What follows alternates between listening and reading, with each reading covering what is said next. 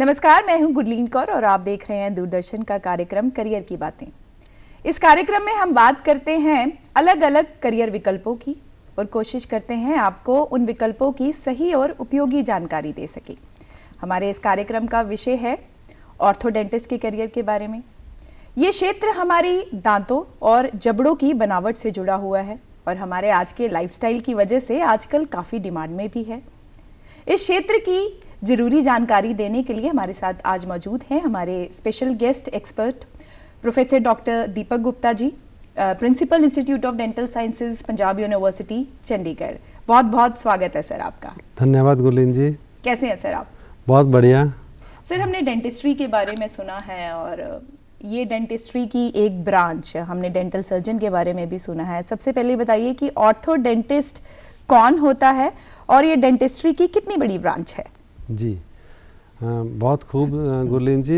Orthodontics word को अगर हम स्प्लिट करें तो इसका मतलब है ऑर्थो मीन्स स्ट्रेट करना और डोंट मीन टीथ और ICS इक्स का मतलब है science.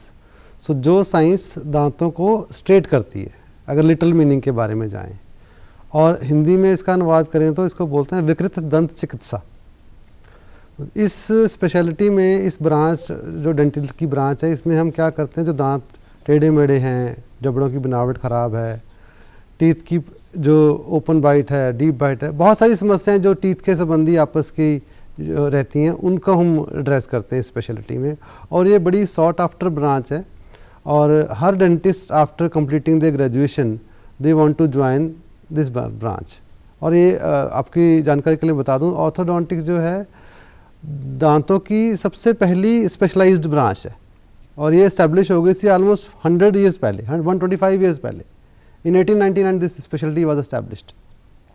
So that way it is the oldest और the first dental speciality in the world. Interesting. Yes. अगर सर मैं आम भाषा में पूछूं तो दांतों की वो कौन सी समस्याएं हैं जिसका हल ऑर्थोडेंटिस्ट्री में है? जी, जो दांतों की समस्याएं जो ऑर्थोडोंटिक्स में हम एड्रेस करते हैं, उनमें सबसे इम्पॉर्टेंट बात है जो जिनको भी बहुत सारे बच्चों को परेशानी रहती है, उनके दांत आगे पीछे हैं, उनकी बाइट ठीक नहीं है, दांत प्रोट्रूडिंग हैं, उनके फेस को देख के लगता है, उनकी स्माइल जब करते हैं दांत बहुत ज़्यादा बाहर नज़र आते हैं, टेढ़ा मेढ़ापन दांतों में है, दांतों में स्पेसिंग है। तो इस तरह की चीज़ें जो हैं हम इस ऑर्थोडोंटिक स्पेशलिटी में हम एड्रेस करते हैं। सर, हमारे दर्शकों के लिए बताइए जो ऑर्थोडेंटिस्ट बनना चाहते हैं, सो कौन सी पढ़ाई उनको करनी चाहिए? जी, सो ऑर्थोडोंटिस्ट बनने के लिए गुरलीन जी सबसे पहले तो आपको after 10th you need to take medical stream in +1 and +2 with biology. Once you have passed your +2 and then there is a entrance test called, I think everybody must be, सभी लोगों को जानकारी भी होगी इस बात की, एक नीट एग्जामिनेशन होता है जो MBBS, BDS, BMS और नर्सिंग की एडमिशन के लिए ऑल इंडिया लेवल पे टेस्ट होता है। तो उसमें आप पहले BDS की पढ़ाई करेंगे, बैचलर करेंगे डेंटिस्ट्री की। जब बैचलर की डेंटिस्ट्री की आपकी पढ़ाई ख़त्म हो जाएगी, जो कि 5 साल की है, उसके बाद एक अलग से एग्ज़ाम होता है जो जिसको बोलते हैं नीट MDS एग्जामिनेशन। वो भी एक सेंट्रल लेवल पे एग्जामिनेशन है। उसको जब क्लियर करते हैं then you can join MDS in orthodontics. Sir, इसी से एक सवाल मेरे मन में आया। आपने नीट एग्जामिनेशन की बात करी, एंट्रेंस एग्जामिनेशन की। यदि किसी बच्चे का उसमें अच्छा रैंक नहीं है, थोड़ा पीछे है, so then also they can go for this field? BDS में एडमिशन लेने के बाद मैडम नीट जो है 2 लेवल पे नीट है। आप तो एक तो आपका 12वीं के बाद है नीट, जो कि डिसाइड करेगा भी आपने डेंटिस्ट्री में जाना है। जब आपने डेंटिस्ट्री कर ली तो डेंटिस्ट्री में आजकल एडमिशन मिलना कोई अगर हम बात करें मेरिट वाइज तो MBBS के बाद ही प्रेफरेंस कर जाती है, तो नीट में एडमिशन मिलना BDS कोई बड़ी बात नहीं है। परंतु BDS के बाद अगर ऑर्थोडोंटिक्स ज्वाइन करना चाहते हैं कोई भी आपके दर्शक जो इंटरेस्टेड हैं इस फील्ड में, तो उनके लिए नीट MDS एग्ज़ाम में अच्छा रैंक लाना ज़रूरी रहेगा।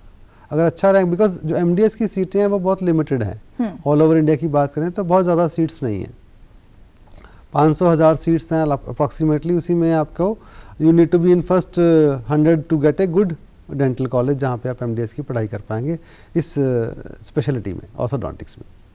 सर, BDS और MDS की डिग्री की आपने बात करी, या कोई भी एसोसिएटेड डिप्लोमा है या डिग्री है, इसका टाइम पीरियड अवधि कितने हैं और इसके एंट्रेंस प्रोसेस के बारे में बताइए और उससे भी ज़रूरी फी स्ट्रक्चर।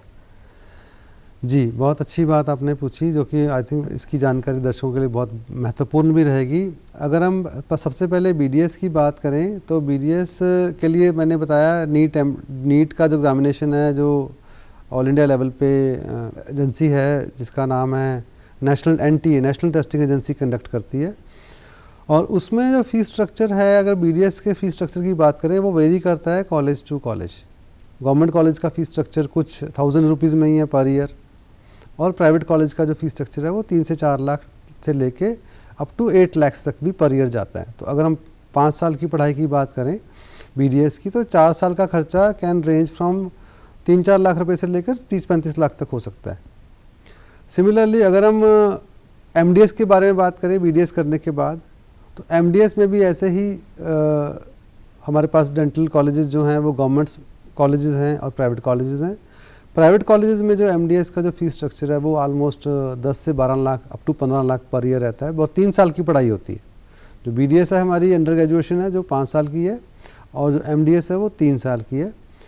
गवर्नमेंट कॉलेजेस में जो एमडीएस की पढ़ाई है वो बहुत ही उसमें फाइनेंशियली वायबल रहती है, बट उसके लिए मेरिट बहुत हाई चाहिए।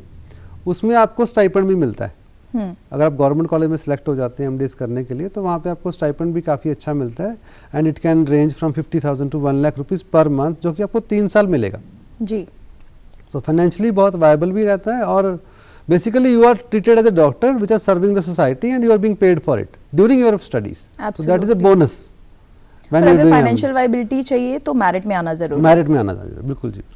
अच्छा सर, ये एग्जामिनेशन पास करने के अलावा कोई पर्टिकुलर स्किल्स हैं जो रिक्वायर होते हैं to excel in this field?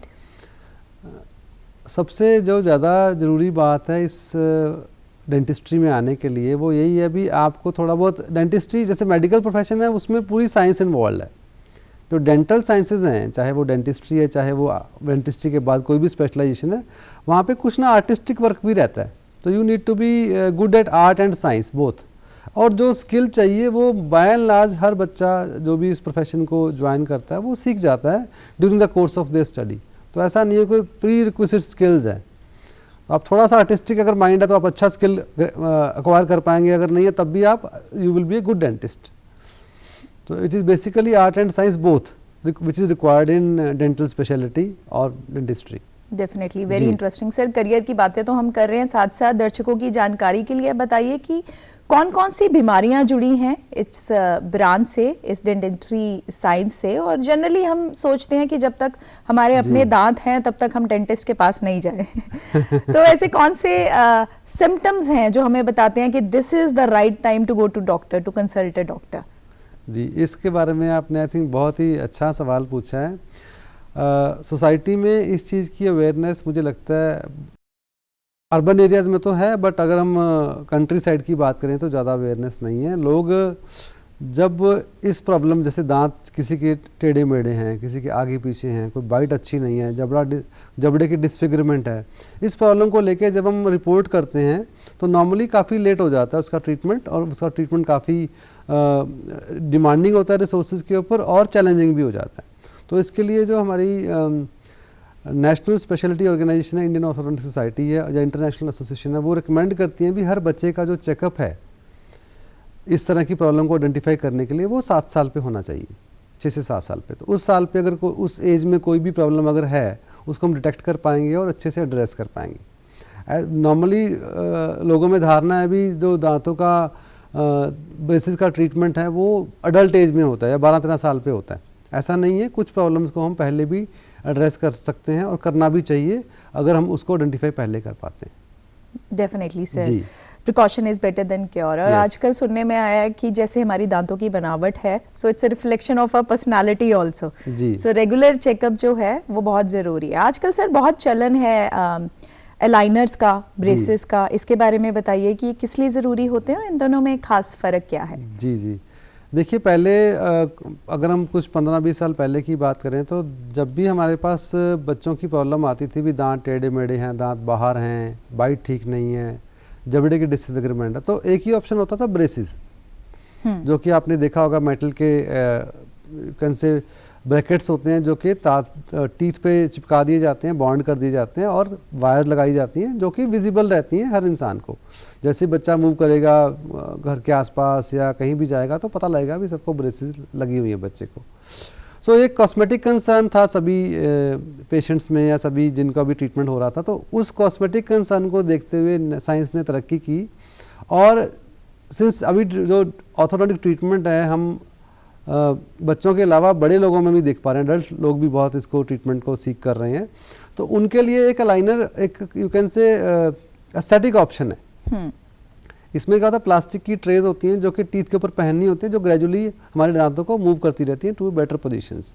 तो इसका फ़ायदा यही है भी ये एक एस्थेटिक ऑप्शन है। जो लोग ऐसे प्रोफाइल में हैं जहाँ पे विजिबिलिटी मैटर करती है और जो चाहते हैं हमारी ब्रेसेस विजिबल ना, हम ट्रीटमेंट कराना भी चाहते हैं, तो उन लोगों के लिए ये ऑप्शंस हैं। हालांकि आजकल ट्रेंड डिफरेंट चल गया है, अभी सब बच्चे भी यही चाहते हैं भी हम लाइनर लगवाएं। So something which is trending these days.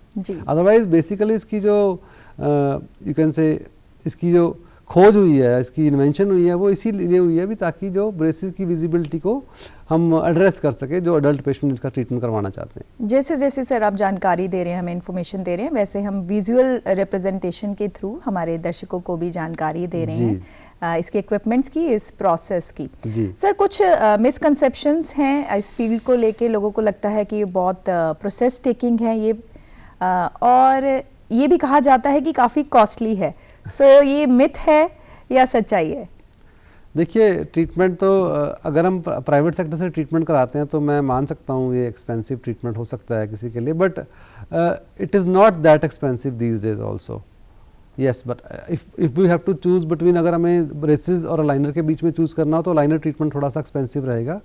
Depend करेगा हम कौन से लाइनर लगवा रहे हैं, लोकल बेस्ड लाइनर लगवा रहे हैं या कोई स्टैंडर्ड कंपनी के लाइनर लगवा रहे हैं, जैसे इनविसालाइन है उनके लाइनर लगवा रहे हैं, तो उसमें कॉस्ट का फ़र्क आएगा। येस, यू कैन से थोड़ा बहुत एक्सपेंसिव आप कह सकते हैं, बट उसमें क्या होता है डॉक्टर के साथ आप नेगोशिएट कर सकते हैं पेमेंट के बारे में कुछ, because treatment by default will takes time. आपने पहले क्वेश्चन के पहले भाग में पूछा भी ट्रीटमेंट को टाइम लगता है, उसके बारे में मैं दर्शकों को बताना चाहूँगा भी ये जो दांतों की जो मूवमेंट है ये 1 मिलीमीटर पर मंथ ही पॉसिबल है, ये बायोलॉजिकल लिमिट है। तो अगर हम टीथ को बेटर पोजीशन पे मूव कर रहे हैं तो थोड़े मंथ्स, थोड़े it can take 1 to 2 years, so that patience need to be kept. कई पेशेंट्स की डिमांड रहती है भी इसको जल्दी कर दो, हमें हर हफ्ते बुला लो, आप हर 10 दिन में बुला लो इसको ठीक करने के लिए, वैसा पॉसिबल नहीं है, बिकॉज बायोलॉजिकल लिमिट को हम क्रॉस नहीं कर सकते, अदरवाइज हम टीथ की हेल्थ को अच्छा नहीं कर पाएंगे। करियर पे वापस आते हैं सर। जी हम बात कर रहे थे एग्जामिनेशन की, स्किल्स रिक्वायर्ड की और मेरिट लिस्ट की। सर ये सब होने के बाद करियर अपॉर्चुनिटीज कौन सी खुलती हैं बच्चों के लिए?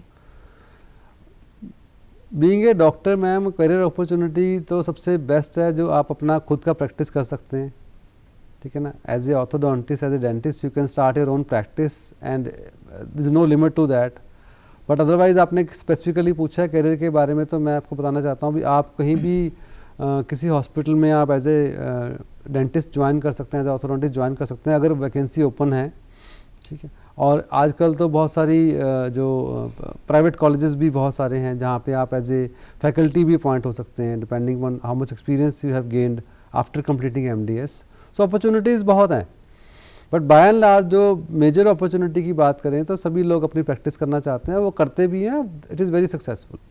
सर जैसे आपने बताया मैक्सिमम मेजॉरिटी अपनी प्रैक्टिस प्रेफर करते हैं, उसके अलावा प्राइवेट या गवर्नमेंट हॉस्पिटल्स में लेकिन एनरोल।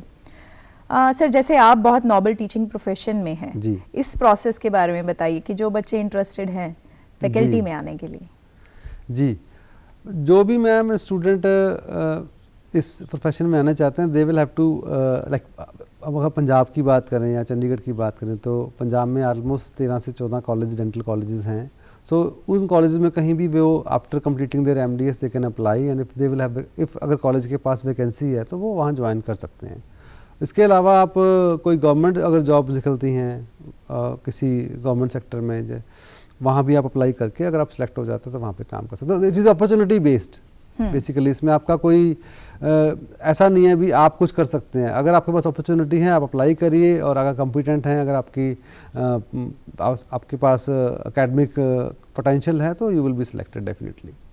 लवली जी। सर, जैसे हम बात कर रहे थे कि there is no age group, पहले ऐसा होता था कि आफ्टर 30s या मिड 40s में जी। हमें डेंटिस्ट को कंसल्ट करते थे, लेकिन आजकल 5 साल के बच्चे, जैसे आपने बोला कि 6 years इज द जी, राइट जी, एज जी। टू कंसल्ट अ जी, जी। डॉक्टर। सो क्या वजह लगती है, क्या लाइफस्टाइल है जो इसको इनिशिएट कर रहा है या इम्पैक्ट कर रहा है किसी ना किसी तरीके से? बिल्कुल जी, ये आपने बहुत अच्छी बात कही। जो हमारी लाइफस्टाइल की चेंजेस होने की वजह से काफ़ी जो दिक्कतें हैं दांतों की बढ़ रही हैं। सो मच हो, चाहे वो हम कैविटीज़ की बात करें, चाहे हम गम प्रॉब्लम की बात करें, चाहे वो दांतों के टेढ़े मेढ़ेपन की या दांतों की बाइट ठीक नहीं होने की। आजकल क्या कर रहे हैं हम, बहुत सारे बच्चे और हम अडल्ट्स भी बहुत ही रिफाइंड डाइट खा रहे हैं। ब्रेड है, मैदा है, पिज़्ज़ा, बर्गर, जो कि बहुत ही रिफाइंड है, जो कि आप मुंह में डालते हैं और आपका कोई एफर्ट ही नहीं है उसको चबाने में। So that is causing many problems which is not giving enough stimulus to the jaw. जबड़े को आपको स्टिमुलस ही नहीं मिल रहा ग्रो करने के लिए, और वो साइज़ डिस्प्रोपोर्शनेट हो जाता है और उसकी ग्रोथ नहीं होती है, तो ऑफ कोर्स दांतों में क्राउडिंग रहेगी या कुछ और विकृत जो प्रॉब्लम्स आ सकती हैं उसकी वजह से। तो आजकल का जो लाइफस्टाइल है, डाइट का जो मेन लाइफस्टाइल है, उसकी वजह से हमें ये प्रॉब्लम्स बढ़ रही हैं और इसकी वजह से हमें प्रॉब्लम ज़्यादा देखने को मिल रही है। डेफिनेटली सर, जैसे आपने कहा कि डेंटल हेल्थ बहुत इंपॉर्टेंट है, हमने जी। स्टूडियो से बाहर भी कुछ दर्शकों से बात की है जी आइए देखते हैं कि उनकी कौन सी समस्याएं हैं। जी। डॉक्टर साहब से मैं ये पूछना चाहूँगा, हमारे मुंह से ये गंदी स्मेल आती है या पायरिया की शिकायत होती है, हमारे मुंह में जो दांतों में पपड़ी जम जाती है, तो इसे हम कैसे ठीक कर सकते हैं? और मैं डॉक्टर साहब से ये पूछना चाहता हूँ कि दांतों में पायरिया की समस्या क्यों होती है? तो दोनों आई थिंक दर्शकों ने यही पूछा है अभी, दांतों में पायरिया की समस्या क्यों होती है। पायरिया जो है एक मसूड़े की प्रॉब्लम है, वो उसका बेसिक कारण ये होता है अभी हम दांतों की सफाई पीरियोडिक चेकअप नहीं करवा रहे हैं। बहुत से लोगों में पायरिया देखा जाता है, उसका सबसे बड़ा रीज़न ये होता है भी उन्होंने कभी डेंटिस्ट को दिखाया ही नहीं है। और डेंटिस्ट्री में एक बहुत ही बड़ी आपने पहले भी प्रोग्राम के शुरू में कहा भी, prevention is better than cure. हम कुछ भी मेथड से, जिस भी मेथड से हम दांत क्लीन कर रहे हैं अपने, वो एनफ नहीं है। Despite our best cleaning effort, दांतों में कुछ ना कुछ मैल या कुछ ना कुछ डिपॉजिट्स होते रहते हैं, और जो कि हमें क्लीन करवाने चाहिए after 6 month 1 year depending upon patient cleaning capacity. जैसे अच्छे से क्लीन कर रहा है, जो बहुत अच्छे से क्लीन कर रहा है उसको 1 साल के बाद चेकअप कराना चाहिए, जो नहीं कर पा रहा वो 6 महीने बाद चेकअप कराता है। जो लोग कुछ चेकअप कराते नहीं है, तो उन केसेस में पायरिया की शिकायत पाई जाती है। उन पायरिया से पहले उनके दांतों में पपड़ी जम जाती है, जिसको हम टार्टर बोलते हैं, जिसको एक सिंपल स्कैनिंग प्रोसीजर से हम उसको रिमूव कर सकते हैं और पायरिया को चेक कर सकते हैं। सर, ये कॉस्मेटिक्स या डेंटल सर्जरी या इम्प्लांट्स जो आजकल सुनने में आते हैं, ये जी, शब्द जी। काफ़ी, इसके बारे में बताइए, क्या ये भी ऑर्थोडेंटिस्ट्री का पार्ट है? मैम, ये पार्ट डेंटिस्ट्री, ऑर्थोडेंटिस्ट्री का पार्ट नहीं है Okay. पर से, बट यस, आजकल जैसे बहुत से अडल्ट पेशेंट जो हैं ऑर्थोडोंटिक ट्रीटमेंट को सीख कर रहे हैं, तो उसमें एक बहुत बड़ा चेंज आ गया है। पहले क्या होता था, जो ब्रेसेस का ट्रीटमेंट होता था, बच्चों का ट्रीटमेंट होता था, बच्चों की डेंटिशन नई होती थी, तो कॉम्प्रोमाइज़ नहीं होती थी, कुछ भी कैविटी नहीं है, स्ट्रेट फॉरवर्ड केस है, आपने ब्रेसेस लगाई, दांतों को ठीक कर दिया। आज की डेट में अगर हम अडल्ट पेशेंट का ट्रीटमेंट करते हैं, तो उनमें बहुत सारी समस्याएं हो सकती हैं, टार्टर जमा हुआ है, पायरिया भी है, कुछ दांत निकल चुके हैं, कहीं में कैविटी है। तो उस केसेस में जो एक आपने बात करी कॉस्मेटिक डेंटिस्ट्री की, इम्प्लांट्स की, इन सब की ज़रूरत साथ में साथ पड़ सकती है। तो it becomes a more of A interdisciplinary care rather than being treated by single person. ठीक है तो उस सर, जगह पे हमें ज़रूरत पड़ती है। करियर की बातें सर चलती जी। रहेंगी, इससे पहले एक और वीडियो बाइट लेते हैं हम। खाना खाने में दिक्कत होती है। एक आगे का ये दांत है जो बड़ा ये हिल रहा है काफ़ी टाइम से, और इसमें पेन भी होता है। तो इसके लिए कोई ट्रीटमेंट, इम्प्लांट मैं लगवा सकता हूँ क्या 72 की एज में? मेरी मिसेज़ को दांतों की प्रॉब्लम है, उनके दांतों में वो हिल रहे हैं और काफ़ी कमज़ोर हो गए हैं और मुंह में बदबू आ रही है थोड़ी सी। तो उसके संबंध में आपसे मैं पूछना चाहता हूँ कि कहाँ से हम उसका इलाज कराएं। बिल्कुल जी। सो आई थिंक दर्शकों के बड़े इंक्विजिटिव क्वेश्चंस हैं। जी। सबसे बड़ा जो दोनों दर्शकों ने पूछा है अभी, दांत उनके हिल रहे हैं और मुंह से बदबू आती है। मुंह से बदबू आने का कारण वही है भी हमारे दांतों पे टार्टर जमा होता है और हमारी क्लीनिंग अच्छी से नहीं है। और मुंह से बदबू के बहुत से कारण हो सकते हैं, बट सबसे बेसिक कारण ये होता है भी दांतों पे हमारे टार्टर जमा है, पपड़ी जमी हुई है, उसको क्लीन करवाएंगे तो बदबू बाय एंड लार्ज खत्म हो जाएगी, अगर कोई और सिस्टमिक प्रॉब्लम नहीं है। बट कई पेशेंट में स्केलिंग के बाद भी बदबू नहीं जाती है। उसका कारण हो सकता है उनका जो गट हेल्थ है, जो उनका पेट साफ़ नहीं रहता है, उनकी जो डाइजेशन ठीक नहीं है, उससे भी उनको दांतों में जो बदबू की समस्या हो सकती है। तो ये था पहला पार्ट। दूसरा पार्ट उन्होंने पूछा तो दांत हिल रहे हैं। तो दांत अगर हिल रहे हैं तो हम मोबिलिटी को चेक कर सकते हैं किस ग्रेड की मोबिलिटी है। तो अगर वो ग्रेड 1-2 में है तो मोबिलिटी को हम उस दांत को स्प्लिंट करके उसका ट्रीटमेंट किया जा सकता है। आपको किसी डेंटिस्ट को या किसी अच्छे डेंटिस्ट के साथ मिलना चाहिए, उसको दिखाना चाहिए, जो कि आपको इस हिलने की प्रॉब्लम को ठीक कर सकता है अगर वो विद इन लिमिट्स है। अगर बहुत ज़्यादा ग्रेड 3 मोबिलिटी है तो उस दांत को निकालना ही पड़ेगा। उसके बाद जैसे पहले भाई साहब ने पूछा, उनको हमें इम्प्लांट दे सकते हैं। और दूसरी बात उन्होंने पूछी, इम्प्लांट किस स्टेज तक लग सकते हैं। इम्प्लांट लगाने की मैम कोई भी जो है समय सीमा नहीं है। आपका अगर ओवरऑल आपकी हेल्थ ठीक है, डायबिटीज़ नहीं है, शुगर नहीं है, या आपको बीपी नहीं है, अगर कोई सिस्टमिक प्रॉब्लम नहीं है, तो दांत इम्प्लांट तो 85 ईयर्स प्लस पे भी लग जाते हैं। क्या बात है सर, काफ़ी समस्याओं की बात करी हमने और काफ़ी हल भी डिस्कस किए, करियर अपॉर्चुनिटीज़ एक्सप्लोर की जी। पर सर, जब हम आखिरी सवाल मेरा, जब कोई भी हम करियर अपॉर्चुनिटी एक्सप्लोर करना चाहते हैं तो एट द एंड एक विजन होता है हमारा कि आखिरी में क्या वो हमारी कमाई का स्रोत बनेगा या हम कितना कमा सकेंगे। सो एक बहुत ही साधारण सा सामान्य सा सवाल है कि एक अनुमानित कोई सैलरी हो जो इनिशियली हो और आफ्टर एक्सपीरियंस, वो हमारे दर्शकों के लिए बताइए। मैम आप अगर इस बारे में कहना बहुत मुश्किल है, मतलब अगर मेरे पास एग्जांपल्स हैं तो आपके अगर इसके बारे में एलैबोरेट बात करें तो कोई लिमिट ही नहीं है ma'am, how much you can earn in this speciality, depending on how much you can work. और ऑर्थोडोंटिस्ट तो यहाँ पे ऐसे भी हैं जो 50-50 लाख रुपए महीना कमा रहे हैं मैम, और 1-2 लाख रुपए तो आप भूल ही जाइए। मतलब it is a very simple, आप इमीडिएटली आफ्टर एमडीएस आप 1-2 लाख रुपए की प्रैक्टिस तो इजीली कर सकते हैं। सो इनकम टैक्स से डरने की ज़रूरत है? बिल्कुल नहीं मैम, बिल्कुल नहीं। आप राइट वे में प्रैक्टिस करें मैम, अपने जो गवर्नमेंट के रूल्स को फॉलो करिए, किसी से डरने की ज़रूरत नहीं है मैम। ये वैलिड आपकी प्रोफेशन है, वैलिड आपकी इनकम है। आप अपना सही तरीके से अगर आप इसको अपनी इनकम को शो करेंगे तो कोई इनकम टैक्स से डरने की जरूरत नहीं है। Lovely, money is not a I think money should not be a question when you are choosing this profession. Absolutely. It is not a question. You will earn and earn in a big way. And it is when actually you are a noble dentist profession. and orthodontist. Yes, it is actually yes, a noble ma'am. profession.